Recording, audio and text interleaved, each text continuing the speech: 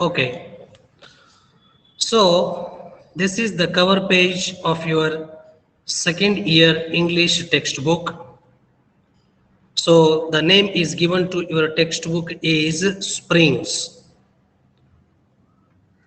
So this textbook consists of 14 units, 14 lessons.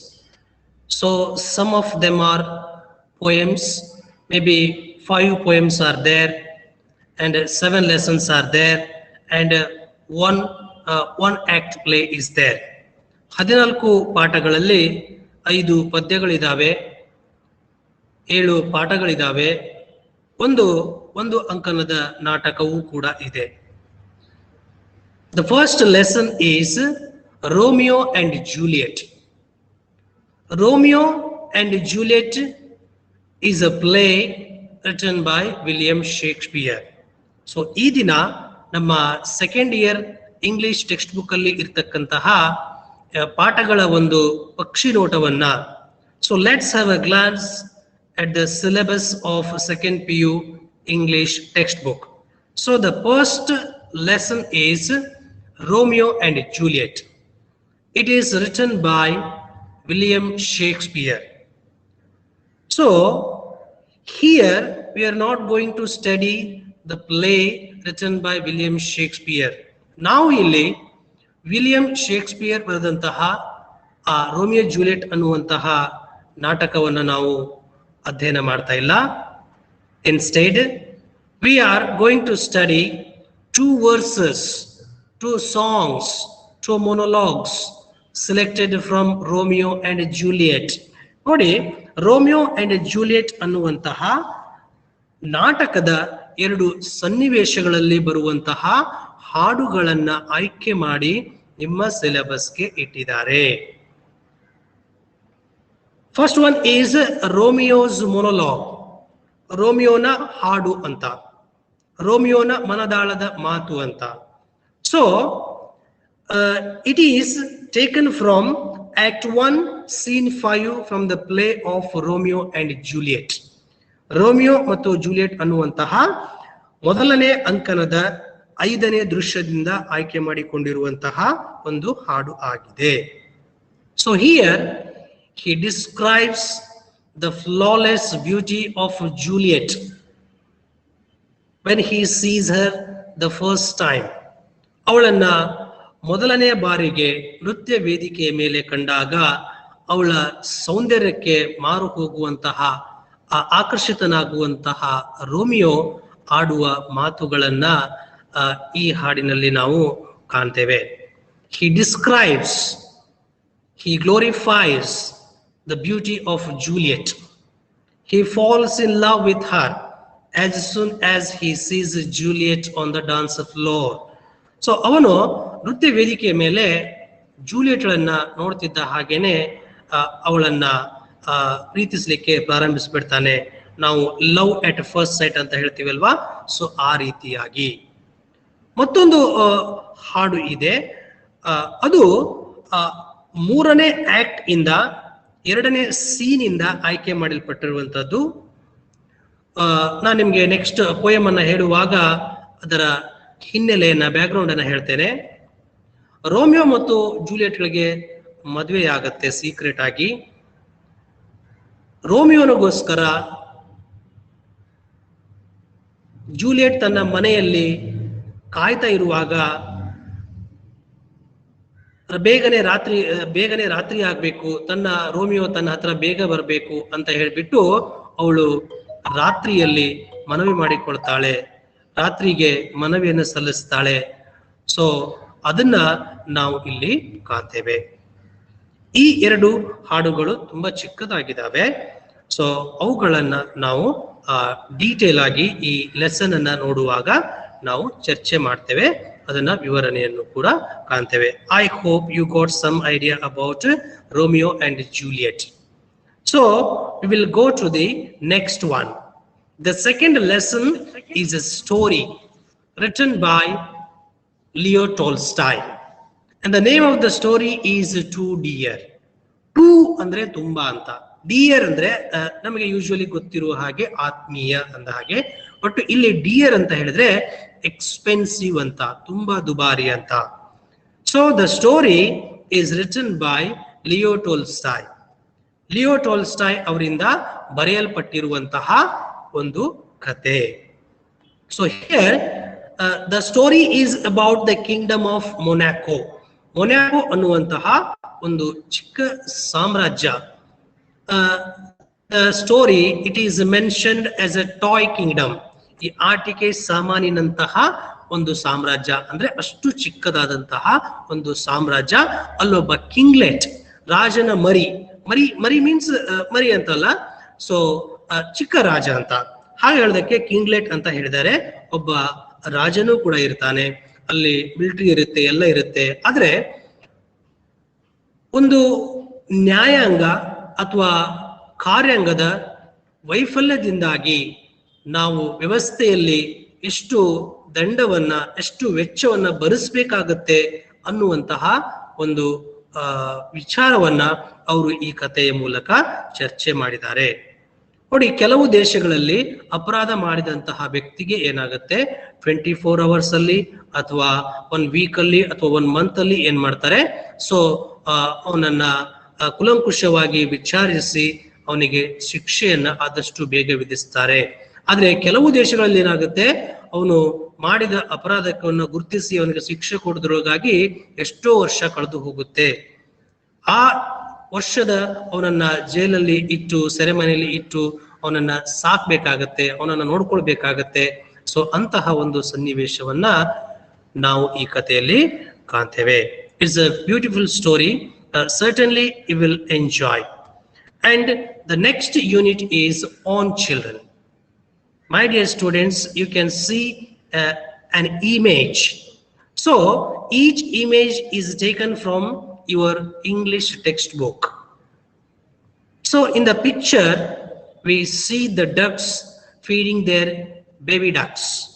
ಇಲ್ಲಿ ಬಾತುಕೋಳಿ ತನ್ನ ಮಗುವಿಗೆ ಆಹಾರ ತಿನ್ನಿಸ್ತಾ ಇರೋದನ್ನ ನಾವು ಕಾಣ್ತೇವೆ.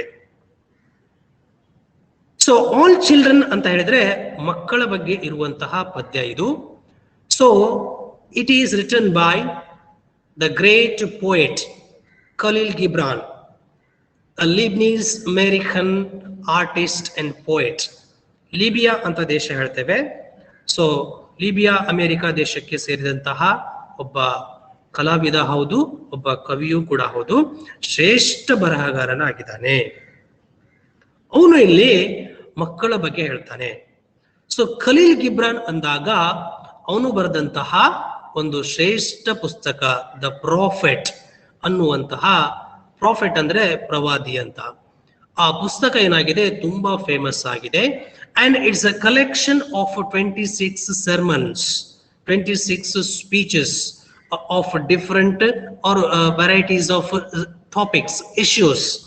ಬೇರೆ ಬೇರೆ ವಿಷಯಗಳ ಬಗ್ಗೆ ಅವರು ಹೇಳಿರ್ತಕ್ಕಂತಹ ಪ್ರವಚನಗಳನ್ನ ಸೇರಿಸಿ ಅವರು ದ ಪ್ರಾಫೆಟ್ ಅನ್ನುವಂತಹ ಪುಸ್ತಕವನ್ನು ಬರೆದಿದ್ದಾರೆ. It is translated into many living languages. ಏನು ಮುಖ್ಯವಾಹಿನಿಯಲ್ಲಿ ಜೀವಂತವಾಗಿ ಬಳಸಲ್ಪಡ್ತಾ ಇರತಕ್ಕಂತಹ ಭಾಷೆಗಳು ಏನಿದಾವೆ, ಆ ಭಾಷೆಗಳಲ್ಲಿ ಏನಾಗಿದೆ, ಈ ಪ್ರಾಫೆಟ್ ಅನ್ನುವಂಥದ್ದು ಭಾಷಾಂತರಿಸಲ್ಪಟ್ಟಿದೆ. ಇದರಲ್ಲಿ ಅವನು ಹೇಳೋದು ಏನಂತ ಹೇಳಿದ್ರೆ, so what the children are, ಮಕ್ಕಳು ಅಂದ್ರೆ ಏನು, and how the children are, ಮಕ್ಕಳು ಹೇಗೆ ಇರ್ತಾರೆ, and what role the parents should play in bringing up their children. ತಮ್ಮ ಮಕ್ಕಳನ್ನ ಬೆಳೆಸುವುದರಲ್ಲಿ ಸೊ ಪಾಲಕರು ಯಾವ ಪಾತ್ರವನ್ನ ವಹಿಸಬೇಕು, ಯಾವ ರೀತಿಯಾದಂತಹ ಜವಾಬ್ದಾರಿಗಳನ್ನ ತೆಗೆದುಕೊಳ್ಬೇಕು ಅನ್ನೋದನ್ನ ಇಲ್ಲಿ ಖಲೀಲ್ ಗಿಬ್ರಾನ್ ಪಾಲಕ ಒಂದು ರೀತಿಯಾಗಿ ಗೈಡ್ ಆಗಿ, ಮಾರ್ಗದರ್ಶಕರಾಗಿ ಇಲ್ಲಿ ಹೇಳ್ತಾ ಹೋಗ್ತಾರೆ. ಇಲ್ಲಿ the main intention of the writer is to make the parents understand that they are over possessive of their children. Usually ಈಗ ಪಾಲಕರಿಗೆ ಮಕ್ಕಳು 1 ಅಥವಾ 2 ಮಾತ್ರ ಇರ್ತವೆ. ಅವರು ಮಕ್ಕಳ ಮೇಲೆ ಅತಿಯಾದಂತಹ ಸ್ವಾಧೀನತೆಯನ್ನ ತೋರಿಸುವಂತಹ ಪ್ರಯತ್ನವನ್ನ ಮಾಡ್ತಾರೆ. ಇಲ್ಲಿ ಒಂದು ಸಾಲ್ ಬರುತ್ತೆ, the parents can give enormous love to their children but not their thoughts. ಈ ಒಂದು ನಾವು ಕೀ ಲೈನ್ ಅಂತ ಹೇಳ್ಬೋದು, ಈ ಪದ್ಯದ ಮುಖ್ಯ ಸಾಲು ಅಂತ ಹೇಳ್ಬೋದು. ನೀವು ಮಕ್ಕಳಿಗೆ ಎಷ್ಟು ಪ್ರೀತಿಯನ್ನಾದರೂ ಕೊಡಿ, ಆದರೆ ನಿಮ್ಮ ವಿಚಾರಗಳನ್ನ ಕೊಡಬೇಡಿ. ಯಾಕೆ ಅಂತ ಹೇಳಿದ್ರೆ ಮಕ್ಕಳಿಗೆ ತಮ್ಮದೇ ಆದ ಕನಸುಗಳಿರ್ತವೆ, ಮಕ್ಕಳಿಗೆ ತಮ್ಮದೇ ಆದ ವಿಚಾರಗಳಿರ್ತವೆ, ಮಕ್ಕಳಿಗೆ ತಮ್ಮದೇ ಆದಂತಹ ಆಸೆಗಳು ಇರ್ತವೆ. ಆ ಕಾರಣಕ್ಕಾಗಿ ಅಂತ ಖಲೀಲ್ ಗಿಬ್ರಾನ್ ಪಾಲಕರಿಗೆ ಮಾರ್ಗದರ್ಶನ ಮಾಡ್ತಾರೆ. We go to the next lesson. It is an essay written by Vandana Shiva. When there was an issue, what would nature do? ಪ್ರಕೃತಿ ನಿಸರ್ಗ ಏನು ಮಾಡುತ್ತೆ ಅನ್ನುವಂತಹ ಒಂದು ಚರ್ಚೆ ಉದ್ಭವಿಸಿದಾಗ ಆ ಚರ್ಚೆಗೆ ಅವರು ಬರೆದಿರುವಂತಹ ಒಂದು ಎಸ್ಸೆ ಆಗಿದೆ, ಒಂದು ಆರ್ಟಿಕಲ್ ಆಗಿದೆ. ಅದು ಯಾವುದು ಅಂತ ಹೇಳಿದ್ರೆ everything I need to know I learned in the forest. ಅಂದ್ರೆ ನಾನು ಕಾಡಿನಲ್ಲಿ ಕಲಿತಂತಹ ಪ್ರತಿಯೊಂದನ್ನೂ ಕೂಡ ನಾನು ತಿಳಿದುಕೊಳ್ಳೋದಕ್ಕೆ ಬಯಸ್ತೇನೆ ಅಂತ ಹೇಳಿ ವಂದನಾ ಶಿವ ಅವರ ಆರ್ಟಿಕಲ್ಗೆ ಕೊಟ್ಟಿರುವಂತಹ ಟೈಟಲ್ ಆಗಿದೆ. Vandana Shiva is a renowned author and she is an ecologist. ಒಬ್ಬ ಪರಿಸರ ತಜ್ಞೆ ಅಂತ ಹೇಳ್ಬೋದು, ಪರಿಸರ ಪ್ರೇಮಿ ಅಂತ ಹೇಳ್ಬೋದು. So she has shown the way how we can go for how the biodiversity is helpful and useful in agriculture. ನೋಡಿ, ಕೃಷಿಯಲ್ಲಿ ಈ ಜೀವ ವೈವಿಧ್ಯತೆ ಇದೆ ಅಲ್ವಾ, ಅದು ಯಾವ ರೀತಿಯಾದಂತಹ ಒಂದು ಪಾತ್ರವನ್ನ ನಿರ್ವಹಿಸುತ್ತೆ ಅನ್ನೋದನ್ನ ಹೇಳ್ತಾ ಹೋಗಿದ್ದಾರೆ. ಇದರಲ್ಲಿ ಇಷ್ಟು ಪಾಠಗಳಲ್ಲಿ ಈಗಿನ ಮಕ್ಕಳಿಗೆ ಅಥವಾ ವಿದ್ಯಾರ್ಥಿಗಳಿಗೆ ಅವಶ್ಯಕವಾಗಿ ಬೇಕಾಗಿರುವಂತಹ ಒಂದು ಮಾಹಿತಿಯನ್ನು ನಾವು ಇಲ್ಲಿ ಕಾಣ್ತೇವೆ. ಅವರು ಮೊನೋಕಲ್ಚರ್ ಅಂತ ಹೇಳ್ತಾರೆ. ಮೊನೋಕಲ್ಚರ್ ಅಂತ ಹೇಳಿದ್ರೆ ಏಕ ಫಸಲಿನ ಕೃಷಿ ಅಂತ, ಅಂದ್ರೆ ಕೇವಲ ಒಂದೇ ಬೆಳೆಯನ್ನ ಬೆಳೆಯುವಂಥದ್ದು, ಉಳಿದಿದ್ದೆಲ್ಲವನ್ನ ತೆಗೆದು ಹಾಕುವಂಥದ್ದು, ಅದು ಮೊನೋಕಲ್ಚರ್ ಅಂತ. ಜೊತೆಗೆ ಈ ಭೂಮಿಯ ಬಗ್ಗೆ ನಮ್ಮ ದೃಷ್ಟಿಕೋನ ಹೇಗಿದೆ ಅನ್ನೋದನ್ನ ಅವರು ಹೇಳ್ತಾರೆ. ಬೇರೆ ಬೇರೆ ಲೇಖಕರ ವ್ಯಾಖ್ಯೆಗಳನ್ನ, ಮಾತುಗಳನ್ನ ಅವರು ಅಲ್ಲಿ ರೆಫರ್ ಮಾಡ್ತಾರೆ, ಮೆನ್ಷನ್ ಮಾಡ್ತಾರೆ ಅನ್ನೋದನ್ನ ನಾವು ಈ ಪಾಠದಲ್ಲಿ ಕಾಣ್ತೇವೆ. ಇದು ವಿಷಯ ಒಂದು ಸ್ವಲ್ಪ ಮನರಂಜನೀಯವಾಗಿರದೇ ಇರ್ಬೋದು, ಆದರೆ ತುಂಬಾನೇ ನಮಗೆ ಅವಶ್ಯಕವಾಗಿ ಬೇಕಾಗಿರುವಂತಹ ಮಾಹಿತಿಯನ್ನ, ಒಂದು ಜ್ಞಾನವನ್ನ ನಾವು ಈ ಪಾಠದಲ್ಲಿ ಪಡ್ಕೊಳ್ತೇವೆ. The next lesson is a sunny morning. A sunny morning ಅಂತ ಹೇಳಿದ್ರೆ ಒಂದು ಸನ್ ಸೂರ್ಯ ಅಂತ, ಒಂದು ಆಹ್ಲಾದಕರ, ಒಂದು ಸಂತೋಷಕರ ಮುಂಜಾನೆ ಅಂತ. So it's a one act humorous or a comic play written by Serafin and Joaquin Alvarez Quintero. So ಇಲ್ಲಿ ಸೆರಫಿನ್ ಮತ್ತು ಜೋಕ್ವಿನ್ ಅಂತಕ್ಕಂಥವ್ರು ಇಬ್ಬರು ಕೂಡ ಬ್ರದರ್ಸ್ ಆಗಿದ್ದಾರೆ. They are known as the golden boys of Madrid. So Madrid ಅನ್ನುವಂಥದ್ದು Spain ದೇಶದ ನಗರ ಆಗಿದೆ. ಆ ನಗರದ ಬಂಗಾರದ ಹುಡುಗರು, ಚಿನ್ನದ ಹುಡುಗರು ಅಂತ ಹೇಳಿ ಅವರು ಕರೆಯಲ್ಪಡ್ತಾರೆ. So it's a story of two people who meet after long time in a park. ಇಲ್ಲಿ ಇಬ್ಬರು ತುಂಬಾ ವರ್ಷಗಳ ನಂತರ ಒಂದು ಪಾರ್ಕ್ ಅಲ್ಲಿ ಭೇಟಿ ಆಗ್ತಾರೆ. ಆ ಪಾರ್ಕ್ ಅಲ್ಲಿ ಭೇಟಿಯಾದಾಗ ಸೊ ಅಪರಿಚಿತರಾಗಿ ಭೇಟಿ ಆಗ್ತಾರೆ. ಭೇಟಿಯಾದಾಗ ಅವರಲ್ಲಿ ಪ್ರಾರಂಭದ ಕನ್ವರ್ಸೇಷನ್, ಸಂಭಾಷಣೆ ಹೇಗಿರುತ್ತೆ, ಮಾತುಗಳು ಹೇಗೆಲ್ಲ ಪ್ರಾರಂಭ ಆಗುತ್ತೆ, and how they become close means well with each other. ಹೇಗೆ ಅವರು ಹೆಚ್ಚು ಪರಿಚಿತರ ತರ ಮಾತಾಡ್ತಾ ಹೋಗ್ತಾರೆ, ಮುಂದೆ ಏನಾಗುತ್ತೆ ಅನ್ನುವಂಥದ್ದೇ ಇಲ್ಲಿ ಅವರು ಆಡುವ ಮಾತುಗಳೇ ಏನಾಗ್ತವೆ ಅಂತ ಹೇಳಿದ್ರೆ ನಮಗೆ ಹಾಸ್ಯವನ್ನ ಒಂದು ಕಿರು ನಗೆಯನ್ನ ನಮ್ಮಲ್ಲಿ ಹುಟ್ಟಾಕುವಂತಹ ಸಂಭಾಷಣೆಯನ್ನ ನಾವು ಇಲ್ಲಿ ಕಾಣ್ತೇವೆ. ಸೊ ವಿಟ್ಟಿ ರಿಮಾರ್ಕ್ಸ್ ಅಂತ ಹೇಳ್ತೇವೆ. ಅವರು ತುಂಬಾ ಬುದ್ಧಿವಂತಿಕೆಯಿಂದ ಚಾಣಾಕ್ಷತನದಿಂದ ಮಾಡ್ತಕ್ಕಂತಹ ವಿಮರ್ಶೆಗಳೇನಿದಾವೆ ಅವುಗಳು ನಮ್ಮಲ್ಲಿ ನಗುವನ್ನ ತರುವಂತಹ ಕೆಲಸವನ್ನ ಮಾಡುತ್ತೆ. Certainly we all will enjoy this one act play. We will go to the next one. So when you are old, it's a poem written by W.B. Yeats. W.B. Yeats ಬರೆದಿರುವಂತಹ ಒಂದು ಪದ್ಯ, ಸುಂದರವಾದಂತಹ ಪದ್ಯ, when you are old. when you are old ಅಂತ ಹೇಳಿದ್ರೆ ನಿನಗೆ ವಯಸ್ಸಾದಾಗ ಅಥವಾ ನೀನು ಮುದುಕಿಯಾದಾಗ ಅಂತ. So we can say that it's an autobiographical poem. ಇದು ಕವಿಗೆ ಅವನ ಅನುಭವ ಅಥವಾ ಅವನ ಜೀವನಕ್ಕೆ ಸಂಬಂಧಿಸಿದಂತಹ ವಿಷಯ ಅವನೇ ಬರೆದಿರೋದ್ರಾಗಿರೋದ್ರಿಂದ ಇದನ್ನು ನಾವು ಆಟೋಬಯೋಗ್ರಫಿಕಲ್ ಪೋಯಮ್ ಅಂತ ಹೇಳ್ತೇವೆ. So here he cautions, he warns his beloved, rejecting not reciprocating his love. ಅಂದ್ರೆ ಅವನು ವ್ಯಕ್ತಪಡಿಸಿದಂತಹ ಪ್ರೀತಿಯನ್ನ ತಿರಸ್ಕಾರ ಮಾಡಿದಂತಹ ತನ್ನ ಪ್ರಿಯತಮೆಗೆ ಈ ಒಂದು ಪದ್ಯದ ಮೂಲಕ ಅವಳಿಗೆ ಎಚ್ಚರಿಕೆಯನ್ನ ಕೊಡ್ತಾನೆ. ನೋಡೋ, see, now you are neglecting, now you are refusing, now you are rejecting my love, so in future you will suffer. ಇಲ್ಲಿ ಅವನ ಪ್ರಿಯತಮೆ ಅಂತ ಹೇಳಿದ್ರೆ ಮಾರ್ಗಾನ್ ಅಂತ ಹೇಳ್ತೇವೆ. ಸೊ ಮಾರ್ಗಾನ್ ಒಬ್ಬ ಐರಿಷ್ ಪಾಪ್ಯುಲರ್ ಆಕ್ಟ್ರೆಸ್, ಈ ಐರ್ಲೆಂಡ್ ನ ಒಬ್ಬ ಜನಪ್ರಿಯ ನಟಿಯಾಗಿರ್ತಾಳೆ. So now you are beautiful, ನೀನು ಈಗ ತುಂಬಾ ಸುಂದರವಾಗಿದೆಯಾ, ಹಾಗಾಗಿ ಎಲ್ಲರೂ ನಿನ್ನನ್ನು ಮೆಚ್ಚಿಕೊಳ್ತಾ ಇದ್ದಾರೆ. But what about you when you are old in future? ಈಗ ನೀನು ಸುಂದರವಾಗಿದೆಯಾ, ನಿನ್ನ ದೈಹಿಕ ಸೌಂದರ್ಯಕ್ಕೆ ಮಾರು ಹೋಗಿರ್ತಕ್ಕಂತಹ ಎಲ್ಲರೂ ನಿನ್ನ ಮೆಚ್ಚಿಕೊಳ್ತಾ ಇದ್ದಾರೆ, ನಿನ್ನನ್ನು ಸುತ್ತುತ್ತಾ ಇದ್ದಾರೆ. ಸೊ ನೀನು ಮುದುಕಿಯಾದಾಗ, ಅದೇ ಒಂದು ದೈಹಿಕ ಸೌಂದರ್ಯ ಬಾಡಿ ಹೋದಾಗ ನೀನು ಬಳಲ್ತೀಯ, ನೀನು ನನ್ನನ್ನು ನೆನೆಸ್ಕೊಂಡು ಕಣ್ಣೀರನ್ನ ಹಾಕ್ತೀಯಾ, ವ್ಯಥೆ ಪಡ್ತೀಯಾ ಅಂತ ಹೇಳ್ಬಿಟ್ಟು ಈ ಒಂದು ಪದ್ಯದ ಮೂಲಕ ಅವಳಿಗೆ ಎಚ್ಚರಿಸ್ತಾ ಇದ್ದಾನೆ. And the next lesson is The Gardener. It is written by P. Lankesh. ತೋಟದವನು ಅನ್ನುವಂತಹ ಒಂದು ಕಥೆ ಇದು.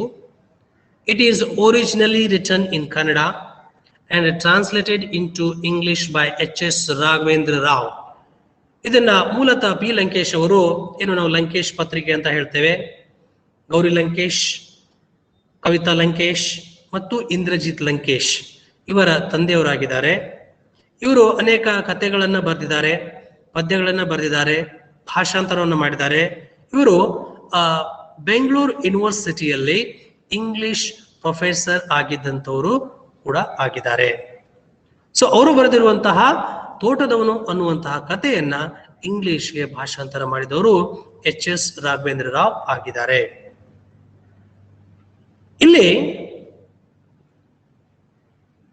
in this story we come to know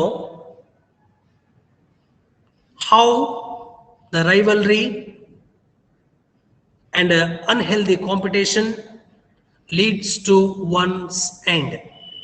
ಈ ಅನಾರೋಗ್ಯಕರ ಸ್ಪರ್ಧೆ, ದ್ವೇಷ, ಹಗೆತನ, ವೈರತ್ವ ಅಂತ ನಾವೇನ್ ಹೇಳ್ತೇವೆ, ಅದು ಹೇಗೆ ಒಬ್ಬನ ಸಾವಿಗೆ ಕಾರಣ ಆಗತ್ತೆ, ಅದು ಹೇಗೆ ಒಬ್ಬನಲ್ಲಿ ಇರುವಂತಹ ಸಾಮರ್ಥ್ಯವನ್ನ, ಆಕ್ಚುಲಿ ಸ್ಪರ್ಧೆ ಏನಾಗುತ್ತೆ, ಒಬ್ಬ ವ್ಯಕ್ತಿಯಲ್ಲಿನ ಸಾಮರ್ಥ್ಯವನ್ನ ಹೊರಹಾಕ್ಲಿಕ್ಕೆ ಸಹಾಯ ಮಾಡತ್ತೆ. ಆದರೆ ಅನಾರೋಗ್ಯಕರ ಸ್ಪರ್ಧೆ ಇದೆ ಅಲ್ವಾ, ಅದು ಏನಾಗುತ್ತೆ, ಅನಾರೋಗ್ಯಕರ ಸ್ಪರ್ಧೆ ಅಂತ ಹೇಳಿದ್ರೆ ಒಂದು ರೀತಿಯಾಗಿ ಹೊಟ್ಟೆ ಕಿಚ್ಚಿನ ಸ್ಪರ್ಧೆ ಆಗಿರುತ್ತೆ ಅನ್ನುವಂಥದ್ದನ್ನು ನಾವು ಸ್ಪಷ್ಟವಾಗಿ ಅರ್ಥ ಮಾಡ್ಕೊಳ್ಬಹುದು. ಇಲ್ಲಿ ಒಬ್ಬ ಮುದುಕನ ಕಥೆ ಇರುತ್ತೆ. ಒಬ್ಬ ಮುದುಕ ಒಂದು ತೋಟಕ್ಕೆ ಬರ್ತಾನೆ. ತೋಟಕ್ಕೆ ಬಂದಾಗ ಅವನು ಬಂದ ತೋಟಕ್ಕೆ he was well versed in agriculture. ಅವನು ಅಗ್ರಿಕಲ್ಚರ್ ಕೃಷಿಯಲ್ಲಿ ಪಾರಂಗತನಾಗಿರ್ತಾನೆ. He was skilled in agriculture and he was very useful and the owner of the plantation explain means he was in expectation of the same person. ಇಂತಹದೇ ವ್ಯಕ್ತಿ ಬೇಕು ಅಂತ ಹೇಳಿ ಕಾಯ್ತಾ ಇರ್ತಾನೆ. ಸೊ ಇವನು ಬಂದಾದ್ಮೇಲೆ ಆ ತೋಟದ ಮಾಲೀಕನ ಆದಾಯ ಜಾಸ್ತಿ ಆಗುತ್ತೆ, ಅವನ ಜೀವನ ಶೈಲಿ ಬದಲಾಗ್ತಾ ಹೋಗುತ್ತೆ. ಸೊ ಅದ್ರ ಬಗ್ಗೆ ಚಿಂತೆ ಮಾಡ್ತಕ್ಕಂತಹ ತನ್ನ ಒಡೆಯನ ಹೆಂಡತಿ, ಮಾಲೀಕನ ಹೆಂಡತಿಗೆ ಒಂದು ಮುದುಕ ಏನ್ ಮಾಡ್ತಾನೆ, ಕಥೆಯನ್ನ ಹೇಳೋದ್ರ ಮೂಲಕ the nature of human beings is very complex. ಅಂದ್ರೆ ಈ ಮನುಷ್ಯನ ಸ್ವಭಾವ ಇದೆ ಅಲ್ವಾ, ಇದು ತುಂಬಾ ಸುಲಭವಾಗಿ ಅರ್ಥ ಮಾಡಿಕೊಳ್ಳುವಂಥದ್ದಲ್ಲ, ತುಂಬಾ ಸಂಕೀರ್ಣವಾದಂಥದ್ದು ಅಂತ ಹೇಳ್ಬಿಟ್ಟು ಅವನ ಉದಾಹರಣೆ ಕಥೆಗಳ ಮೂಲಕ ಅವರಿಗೆ ಮನವರಿಕೆ ಕೊಡುವಂತಹ ಪ್ರಯತ್ನವನ್ನ ಮಾಡ್ತಾನೆ. And the next one is the poem to the fruit from its child. ನೋಡಿ, ಚಿತ್ರದಲ್ಲಿ ಒಂದು ಗಿಡ ಇದೆ. ಆ ಗಿಡ ಆಪಲ್ಗಳು ಕಾಣಿಸ್ಕೊಳ್ತಾ ಇದ್ದಾವೆ ಚಿತ್ರದಲ್ಲಿ. ಆಮೇಲೆ ಅದಕ್ಕೆ ಗಿಡದ ಕಾಂಡ ಏನಾಗಿದೆ, ಕೆಳಗಡೆ ಹೋಗ್ಬಿಟ್ಟು ಪಾದ ಆಗ್ಬಿಟ್ಟಿದೆ, ಶೂ ಅಲ್ಲಿ ಕವರ್ ಆಗ್ಬಿಟ್ಟಿದೆ. ಇಲ್ಲಿ to the fruit from its child is written by Pablo Neruda. Pablo Neruda ಅವರು ಬರೆದಿರುವಂತಹ ಪದ್ಯವನ್ನ ಅಲೆಸ್ಟರ್ ರೇಡ್ ಅನ್ನುವಂಥವರು ಇಂಗ್ಲಿಷಿಗೆ ಭಾಷಾಂತರ ಮಾಡಿದ್ದಾರೆ. So here to the fruit from its child, ಪಾದಕ್ಕೆ ಮಗುವಿಂದ ಅಂತ. So here the poet gives the journey of life from birth to death, from womb to tomb ಅಂತ ಹೇಳ್ತೇವೆ. ಅಂದ್ರೆ ಗರ್ಭದಿಂದ ಸಮಾಧಿಯವರೆಗಿನ ಅಥವಾ ಹುಟ್ಟಿನಿಂದ ಸಾವಿನವರೆಗಿನ ಮನುಷ್ಯನ ಒಂದು ಪ್ರಯಾಣ ಏನಿದೆಯೋ ಆ ಪ್ರಯಾಣವನ್ನ ಈ ಮಗುವಿನ ಪಾದದ ಬೆಳವಣಿಗೆಯ ಮೂಲಕ ಅವರು ಹೇಳ್ತಾ ಹೋಗಿದ್ದಾರೆ. ಹೇಗೆ ಒಂದು ಮುದ್ದಾದಂತಹ ಮಗುವಿನ ಪಾದ ಹೇಗೆ ಗಡುಸಾಗ್ತಾ ಹೋಗುತ್ತೆ, ಅದೇ ರೀತಿಯಾಗಿ ಸೊ ಮನುಷ್ಯನ ಬದುಕು ಕೂಡ ಏನಾಗ್ತಾ ಹೋಗುತ್ತೆ, ಬದಲಾಗ್ತಾ ಹೋಗುತ್ತೆ ಅನ್ನೋದನ್ನ ಈ ಪದ್ಯದ ಮೂಲಕ ನಾವು ಅರ್ಥ ಮಾಡ್ಕೊಳ್ತೇವೆ. And the 9th lesson is I believe that books will never disappear. ನಾನು ನಂಬ್ತೇನೆ ಪುಸ್ತಕಗಳು ಎಂದಿಗೂ ಕೂಡ ಮಾಯವಾಗೋದಿಲ್ಲ ಅನ್ನುವಂಥದ್ದು title. It's an interview with Jorge Luis Borges. Jorge Luis Borges ಅನ್ನುವಂತಹ ಸೊ ಒಬ್ಬ ಸಾಧಕ ಅಂತ ಹೇಳ್ಬೋದು, ಒಬ್ಬ ಶ್ರೇಷ್ಠ ವ್ಯಕ್ತಿ ಅಂತ ಹೇಳ್ಬೋದು. ತುಂಬಾ ಜನರಿಗೆ ಇವನ ಪಾಠವನ್ನ, ಇಂಟರ್ವ್ಯೂವನ್ನ ಕೇಳಿ ಆದ್ಮೇಲೆ ನಿಮಗೆ ಅವನ ಬದುಕು ಏನಾಗ್ಬೋದು, ಸ್ಫೂರ್ತಿ ಆಗ್ಬೋದು.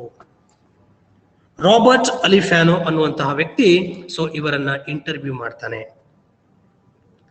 ನೋಡಿ, ಇಲ್ಲಿ ಚಿತ್ರದಲ್ಲಿ ಇರುವಂತಹ ವ್ಯಕ್ತಿ ಜಾರ್ಜ್ ಲೂಯಿ ಬೋರೆಸ್, ಕೆಲವು ಜನ ಬೋರ್ಗೀಸ್ ಅಂತ ಉಚ್ಚರಿಸ್ತಾರೆ. ಈಸ್ ಅ ಬ್ಲೈಂಡ್ ಮ್ಯಾನ್, ಒಬ್ಬ ಕುರುಡ. ನಾನು ಈ ಪಾಠ ಮಾಡುವಾಗ ಈ ಫಿಸಿಕಲ್ ಡಿಸೇಬಿಲಿಟೀಸ್ ಅನ್ನ ಇಟ್ಕೊಂಡು ಸಾಧನೆ ಮಾಡಿದಂಥವರ ಒಂದು ಪಟ್ಟಿಯನ್ನ, ಒಂದು ಚಿತ್ರಣವನ್ನ, ವ್ಯಕ್ತಿತ್ವಗಳನ್ನ ನಿಮಗೆ ನಾನು ಪರಿಚಯಿಸ್ತೇನೆ. So Jorge Luis Borges is a poet, is a translator, is an essayist, story writer. ನೋಡಿ, ಒಬ್ಬ ಕಥೆಗಾರನೂ ಹೌದು, ಪ್ರಬಂಧಕಾರನೂ ಹೌದು, ಭಾಷಾಂತರಕಾರನೂ ಕೂಡ ಹೌದು, ಮತ್ತೆ ಅವನು ಒಬ್ಬ ಕುರುಡ ಆಗಿದ್ದಾನೆ. ಇದು ಅವನ ಸಾಧನೆ. He is asked many questions about mother, the disappearance of the books, the development of technology, and on many different issues. So ತಾಯಿ ಬಗ್ಗೆ ಕೇಳ್ತಾನೆ, ಕೆಲವು ಪದ್ಯಗಳ ಬಗ್ಗೆ ಕೇಳ್ತಾನೆ, ಕೆಲವು ವ್ಯಕ್ತಿಗಳ ಬಗ್ಗೆ ಕೇಳ್ತಾನೆ, ಕಾವ್ಯ ಅಂದ್ರೆ ಏನು ಅಂತ ಕೇಳ್ತಾನೆ, ಪೋಯಟ್ರಿ ಅಂದ್ರೆ ಏನು ಅಂತ ಕೇಳ್ತಾನೆ. ಜೊತೆಗೆ ಈಗ ಆಧುನಿಕ ಯುಗದಲ್ಲಿ in the modern Yura, so we all are living with and enjoying the modern developments in technology. So when we see this, we feel that we may lose our culture or many things may disappear. ನೋಡಿ, ಒಂದು mobile ಅನ್ನುವಂಥದ್ದು ಎಷ್ಟೋ ವಸ್ತುಗಳ ಸ್ಥಾನವನ್ನ ಪಡೆದುಕೊಂಡಿದೆ. Radio ಇಲ್ಲ, tape recorder ಇಲ್ಲ, ಆಮೇಲೆ ವಿಡಿಯೋ ಪ್ಲೇಯರ್ ಇಲ್ಲ, ಕ್ಯಾಲೆಂಡರ್ ಇಲ್ಲ, ಅಲಾರಾಮ್ ಇಲ್ಲ, ಇನ್ನು ಅನೇಕ ವಿಷಯಗಳನ್ನ ಏನಾಗಿದೆ ಬರೀ ಮೊಬೈಲ್ ಅನ್ನುವಂಥದ್ದು ಒಂದೇ ಪಡ್ಕೊಂಡಿದೆ. ಹೀಗಿರುವಾಗ ಪುಸ್ತಕಗಳು ಮಾಯವಾಗಿ ಬಿಡ್ತಾವೇನೋ ಮುಂದಿನ ದಿನಗಳಲ್ಲಿ ಅಂತ ಅಂದಾಗ ಅವ್ರು ಕೊಡುವಂತ ಸ್ಟೇಟ್ಮೆಂಟ್ ಏನು ಅಂತ ಹೇಳಿದ್ರೆ, I believe that books will never disappear. ಪುಸ್ತಕಗಳು ಮಾಯವಾಗ್ಲಿಕ್ಕೆ ಸಾಧ್ಯನೇ ಇಲ್ಲ. ಪುಸ್ತಕಗಳು ಮಾಯವಾದ್ರೆ ಮನುಷ್ಯ ಮಾಯ ಆಗ್ತಾನೆ, ಇತಿಹಾಸ ಮಾಯ ಆಗತ್ತೆ ಅಂತ ಹೇಳ್ಬಿಟ್ಟು ತಮ್ಮ ಮಾತುಗಳನ್ನು ಮುಗಿಸ್ತಾರೆ. We will see this interview in detail in the class. The next poem is heaven if you are not here on earth. ಸ್ವರ್ಗವೇ ನೀ ಭೂಮಿಯೊಳಿರದಿರೆ ಅನ್ನುವಂತಹ ಒಂದು ಪದ್ಯವನ್ನ ಮೂಲತಃ ಕುವೆಂಪುರವರು ಕನ್ನಡದಲ್ಲಿ ಬರೆದಿದ್ದಾರೆ. ಅದನ್ನ ಸಿ ನಾಗಣ್ಣ ಅನ್ನೋರು ಇಂಗ್ಲಿಷ್ಗೆ ಭಾಷಾಂತರ ಮಾಡಿದ್ದಾರೆ. So here an attempt is made by Kuvempu to make the people, the readers, understand the myths of heaven, gods and nymphs. ಅಪ್ಸರೆಯರು, ದೇವರು ಮತ್ತು ಸ್ವರ್ಗ ಅನ್ನುವಂತಹ ಪರಿಕಲ್ಪನೆಗಳನ್ನ ಅವರು ತಿಳಿಸುವಂತಹ ಪ್ರಯತ್ನವನ್ನ ಮಾಡಿದ್ದಾರೆ.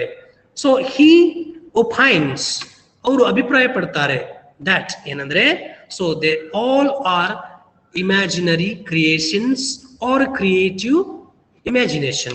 ಅವುಗಳೆಲ್ಲ ಏನಾಗಿದ್ದಾವೆ, ಸ್ವರ್ಗ ಆಗಿರ್ಬೋದು, ದೇವರು ಆಗಿರಬಹುದು ಅಥವಾ ಅಪ್ಸರೆಯರಾಗಿರ್ಬೋದು, ಅವುಗಳು ಕೇವಲ ಮನುಷ್ಯನ ಕಾಲ್ಪನಿಕ ಸೃಷ್ಟಿಗಳಾಗಿದ್ದಾವೆ ಅಥವಾ ಸೃಜನಾತ್ಮಕ ಕಲ್ಪನೆಗಳಾಗಿದ್ದಾವೆ ಅಂತ ಅವರು ಹೇಳ್ತಾರೆ. ನಿಜವಾದ ಸ್ವರ್ಗ ಭೂಮಿಯ ಮೇಲೆ ಇದೆ, ದೇವರು ನಾವೇ ಆಗಿದ್ದೇವೆ, ಅಪ್ಸರೆಯರು ನಾವೇ ಆಗಿದ್ದೇವೆ, ಮತ್ತು ಸ್ವರ್ಗವನ್ನು ನಾವು ಎಲ್ಲಿ ಕಾಣಲಿಕ್ಕೆ ಸಾಧ್ಯ ಇದೆ ಅನ್ನೋದನ್ನ ಈ ಪದದಲ್ಲಿ ಅವರು ಚರ್ಚೆ ಮಾಡ್ತಾ ಹೋಗ್ತಾರೆ. And the next lesson is Japan and Brazil through A travellers I. ಅಂದ್ರೆ ಒಬ್ಬ ಪ್ರಯಾಣಿಕರ ದೃಷ್ಟಿಕೋನದಲ್ಲಿ, ಕಣ್ಣಿನ ಮೂಲಕ ಜಪಾನ್ ಮತ್ತು ಬ್ರೆಜಿಲ್ ಅನ್ನುವಂತಹ ಒಂದು ಟೈಟಲ್ ಇದೆ. ಸೊ ಜಾರ್ಜ್ ಮೈಕ್ಸ್ ಅವರು ಬರೆದಿರುವಂತದ್ದು.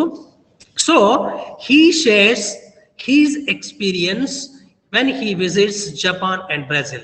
ಜಪಾನ್ ಮತ್ತು ಬ್ರೆಜಿಲ್ಗೆ ಭೇಟಿ ಕೊಟ್ಟಾಗ ಅವರಿಗೆ ಅಲ್ಲಿ ಆಗುವಂತಹ ಅನುಭವಗಳನ್ನ, ಮತ್ತು ಯೂಶುವಲಿ ನಾವು ಒಂದು ಬೇರೆ ನಾಡಿಗೆ ಹೋದಾಗ ಅಲ್ಲಿರುವಂತಹ ಸಂಸ್ಕೃತಿ, ಅಲ್ಲಿರುವಂತಹ ಆಚಾರ ವಿಚಾರ, ಕಸ್ಟಮ್ಸ್ ಅಂಡ್ ಟ್ರೆಡಿಷನ್ಸ್ ಅಂತ ಹೇಳ್ತೇವೆ.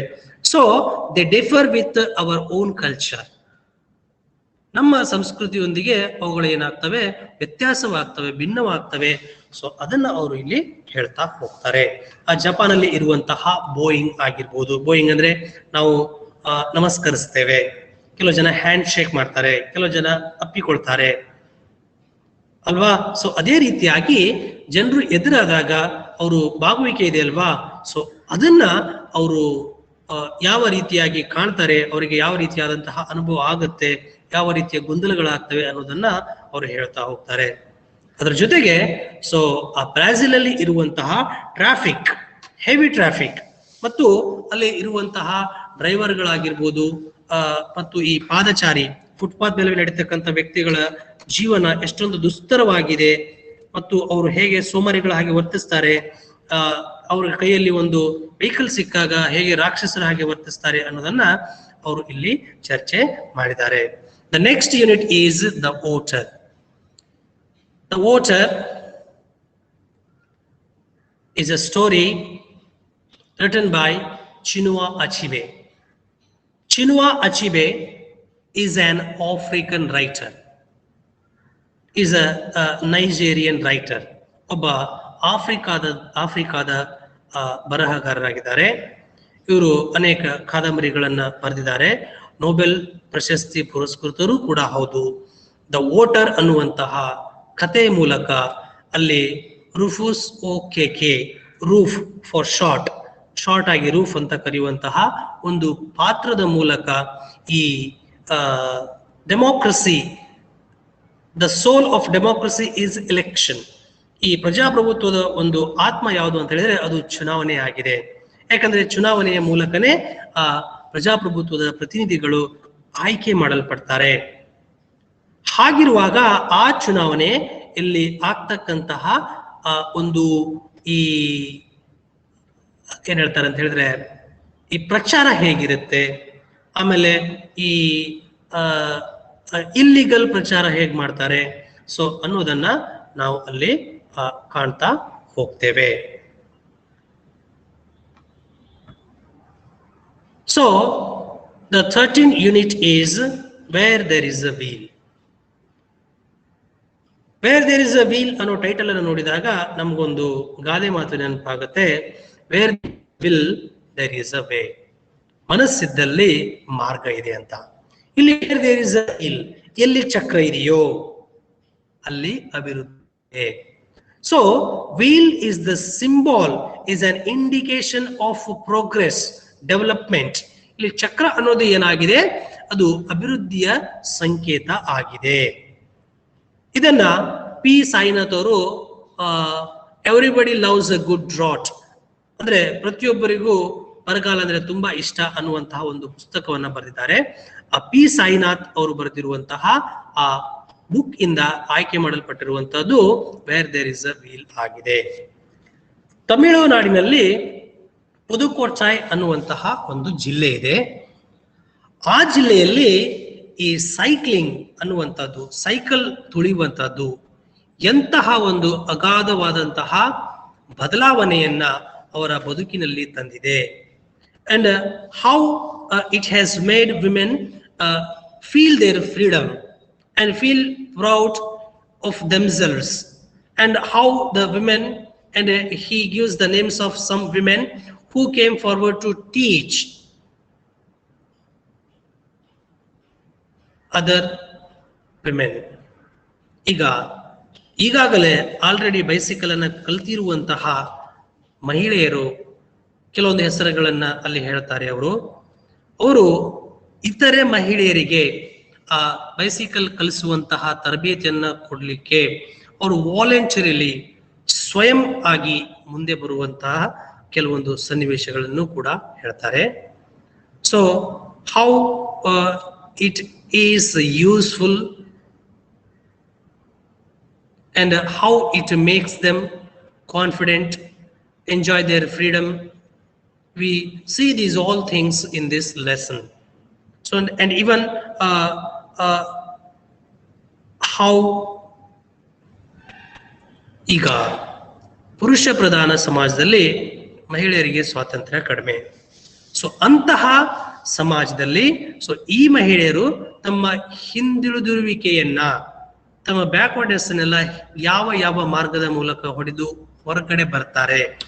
ಹಾಗೆ ಈ ಮಹಿಳೆಯರು ತಮ್ಮ ಹಿಂದುಳಿದಿರುವಿಕೆಯನ್ನ ಅದರಿಂದ ಆಚೆ ಬರುವ ಸಲುವಾಗಿ ಬೈಸೈಕ್ಲಿಂಗ್ ಅನ್ನ ಆಯ್ಕೆ ಮಾಡ್ಕೊಳ್ತಾರೆ.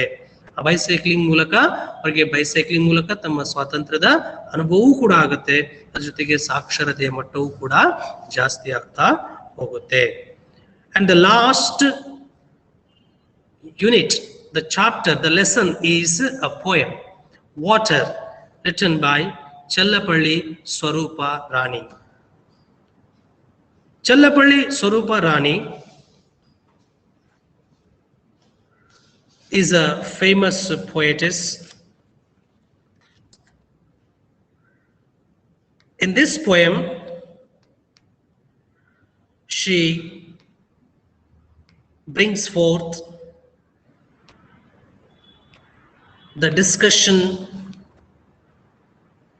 of caste system. So she has given the best title to her poem, and it is Water. She opines, she gives her opinion that water is witness. The water is witness to centuries of social injustice in the name of caste.